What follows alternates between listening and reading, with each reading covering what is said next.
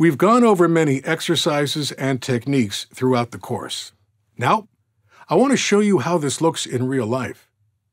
Let's look at some one-on-one coaching sessions and notice how quickly these small, easy changes can help us communicate with confidence. How do you feel about presenting generally, Corey? Generally, I feel somewhat comfortable with it as long as I feel familiar with the topic at hand. When I don't feel familiar with the topic at hand, that's when I get a little bit nervous. A lot of people do. And you know, the funniest thing is when people aren't sure about the subject they're talking about, they speak more quickly. They don't know where they're going, but they'll get there faster. It really doesn't make any sense.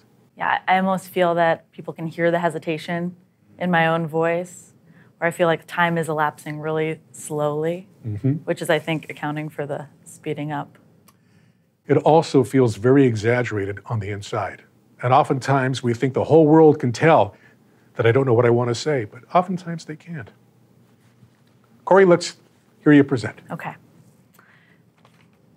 So when developing an online course, the first thing that you want to consider is whether the course is synchronous, asynchronous, or both. From there, you want to choose which technologies you might want to use to deliver the course. And there are a lot of variables to consider. One of the variables that you might want to consider is who your audience is, what technologies they have, and how much time they have to dedicate towards the course. After that, you might want to consider how much time you have to dedicate toward creating the materials, because it's a very time-consuming process. And also what your subject matter is, because the subject matter is also going to create the need to use certain technologies as well. That was very nice. Okay, let's lose the paper now. Okay? And I want to try something. One of the ways to bring out inflection in our voice is to use strong hand gestures. Okay. Because you have a tendency, also when you're holding a piece of paper, the tendency is it weighs us down.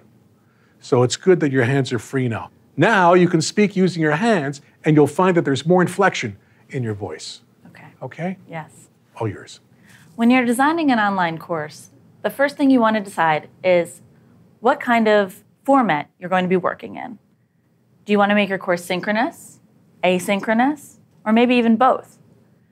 And the way that, I'm sorry, it's feeling very weird. I know, and I want it to feel weird because that's a good sign. It shows you're trying. Okay. Now, let's take advantage of this pause. When you use your hands, and I'm going to exaggerate to make the point, sometimes you kind of do it in a loosey-goosey manner. Suggesting, should I use my hands? Should I not use my hands? And when we do that, it makes us look tentative. So what I want you to do is strong hand gestures deliberately. I meant to use my hands. Okay. Okay? Gonna feel weird. Okay. Okay? But I want strong hands. Speak the language of hands. Imagine I don't understand a word you're saying, and you're using your hands to explain the concepts. Okay. It'll feel exaggerated. If it's too much, I'll tell you. Okay. Okay? All right. And in front of you as opposed to like this. Okay. And you can do this, you can do this, you can do that. Okay. Okay? All right. There are really two types of courses that you can create when you're creating an online course. One is synchronous. The other is asynchronous. Actually, there's three types because you can actually have a combination of both synchronous and asynchronous. A synchronous course has to happen at the same time.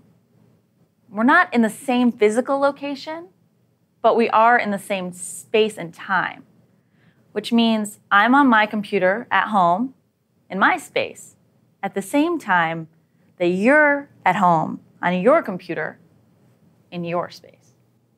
I thought that was fantastic. Corey, thank you so much. Thank you. That was really good. Thank you. Really Thank you nice. so much. Thank you. We're all set to go, Josh.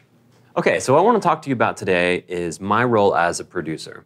So as a producer of educational content, one of the things that I do is I work with great professors from all over the nation to bring them in and help them develop their content that they're the expert at. So a lot of these people are used to teaching in the classroom or used to speaking at a lot of engagements across the nation, and I need to make their content work for a different medium, for video and for some audio, the different ways that we teach.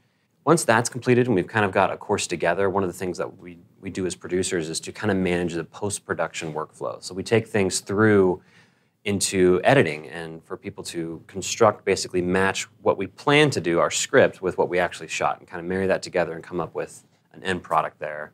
And from there, we go through and test it and review the course and make sure it's good to go, and then it just ends up being published. And that's a little bit about my role. Very nice, Josh. You come across as very natural. I want to try something. Sure. Bit of a tendency to speak quickly. So I want to slow you down. When I hold my hand up like this, it means don't talk. When I do this, it means talk. What I'm looking for are the natural breakpoints. So, good morning, everybody. My name is Josh Mitchell. Today, it's going to be a little bit awkward for a moment or so. We're going to step on each other's toes, so please be patient with me, okay? Sure. Okay. And breathe, and here we go. So my name is Josh Mitchell, and what I do in my role is a producer. And what that means is I work with great authors from all over the nation to have them come and teach their content in a video format. So one of the first steps in doing that is I meet with them to discuss the course, and then we talk about when we're going to film the course. And so they come back with some of the materials that they've written and other pieces that they want to include in the course. And then I take those and review them and decide if they'll work in our format. Very nice. Feel the difference? Yeah, it's different. Good. There's even room to slow you down a little bit more. And all of this is going to make you even more articulate. I want you to try something, Josh. Sure. Slightly stretch the vowel sounds in each word. It's going to sound really weird to you, and if it sounds weird to me, I'll tell you. But slightly stretch the vowel sounds in each word, because what that does is it forces you to linger longer over what you're saying as you're saying it. So if you see me do this symbol, it means stretch the vowels. And I may do this too, just to slow you down as well. Can you give me an example of what that might sound like? My name is Jeff Ansell, and today I want to focus on communicating with confidence, slightly stretching the vowel sounds. Okay. Okay? Whenever you're ready. So my name is Joshua Mitchell, and what I do in my role is a producer. I'm a producer of educational content.